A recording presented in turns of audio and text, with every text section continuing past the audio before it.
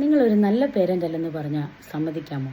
അതെ, നമുക്ക് ചില ചിന്തകൾ, ചില ശീലങ്ങൾ, സ്വഭാവങ്ങൾ ഒക്കെ ഉണ്ടെങ്കിൽ നമുക്കൊരിക്കലും നല്ലൊരു പേരൻ്റ് ആയിരിക്കാൻ സാധിക്കില്ല. പെർഫെക്റ്റ് പേരൻറ്റിങ് അല്ല ഞാൻ ഉദ്ദേശിക്കുന്നത്. ഒരു ഗുഡ് പേരൻറ്റിങ്, കാമായി പീസ്ഫുള്ളായ ഒരു പേരൻറ്റിങ്.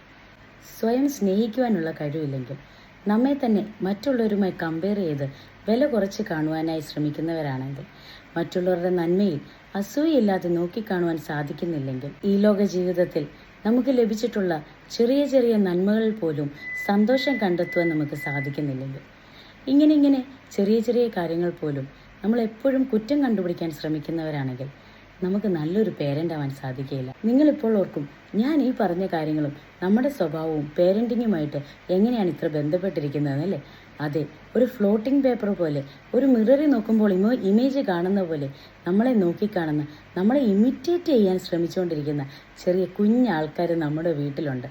നമ്മൾ ചിലപ്പോൾ ഓർക്കും, ഞാൻ പറയുന്നല്ലേ അവൻ കേൾക്കുന്നുള്ളൂ, ഞാൻ ചെയ്യുന്നത് അവൾ കാണുന്നില്ലല്ലോ, നമ്മൾ എന്ത് പറഞ്ഞാലും എന്താ, എന്ത് പ്രവർത്തിച്ചാൽ എന്താ എന്ന്. പക്ഷെ അങ്ങനെയല്ല.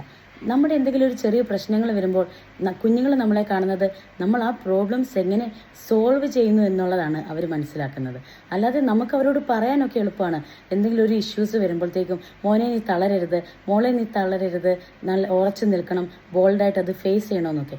പക്ഷേ ആ പറയുന്ന വാക്കുകളല്ല, മറിച്ച് എന്തെങ്കിലും ഒരു ചെറിയ ഇഷ്യൂസൊക്കെ വരുമ്പോൾ നമ്മൾ അവരുടെ മുന്നിൽ തളർന്നു പോകുന്നവരാണെങ്കിൽ നമ്മുടെ കുഞ്ഞുങ്ങളും അത് തന്നെയാണ് ശീലിക്കുക. എന്തെങ്കിലും മറ്റുള്ളവരുടെ നന്മയിൽ അവരുടെ മുഖത്ത് നോക്കി ചിലപ്പോൾ ചിരിച്ചിട്ട് വീടിൻ്റെ അകത്തോട്ട് കയറി, അവളുടെ ഒരു അത് കണ്ടില്ലേ, പത്രാസ് കണ്ടില്ലേ, അവൾക്ക് എന്നാലും ദൈവം എങ്ങനെ ഇത്ര നന്മ വരുത്തിയത്, ദുഷ്ടനെ പന പോലെ വളർത്തുമെന്നാണല്ലോ എന്നൊക്കെ നമ്മൾ ചെറിയ ചെറിയ അസൂയകളും ഒക്കെയുള്ള രീതിയിലുള്ള സംസാരങ്ങൾ നമ്മുടെ കുഞ്ഞുങ്ങളുടെ മുന്നിൽ സംസാരിക്കുമ്പോൾ ഈ ലോക ജീവിതത്തെ തന്നെ അവർ നോക്കിക്കാണുന്നത് അങ്ങനെയായിരിക്കാം.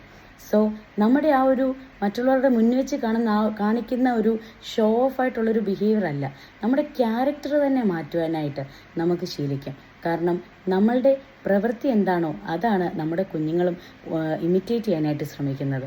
അവരെ പറഞ്ഞ് ശീലിപ്പിക്കാനല്ല, നമ്മുടെ പ്രവൃത്തിയിലൂടെ അത് പ്രാവർത്തികമായിട്ട് ഒരു പീസ്ഫുൾ ആയിട്ടുള്ളൊരു പേരൻറ്റിങ് എങ്ങനെ നമുക്ക് മുന്നോട്ട് നയിക്കാം എന്ന് ശീലിക്കാം. ഈ അറിവുകളൊന്നും ഇല്ലാഞ്ഞതിനാലാകാം നമ്മുടെ ബൈബിളിൻ്റെ ആദ്യം തന്നെ കാണാൻ സാധിക്കുന്നത് ഒരു ഫ്ലോപ്പ് പേരൻറ്റിങ് ആണ്. അത് മുഖാന്തരം കായന് സംഭവിച്ചത് എന്താണെന്ന് നമുക്ക് കൂടുതൽ മനസ്സിലാക്കാം. ബൈബിൾ ബൈറ്റ്സിലൂടെ ചിന്നുവാണ് കൂടെ.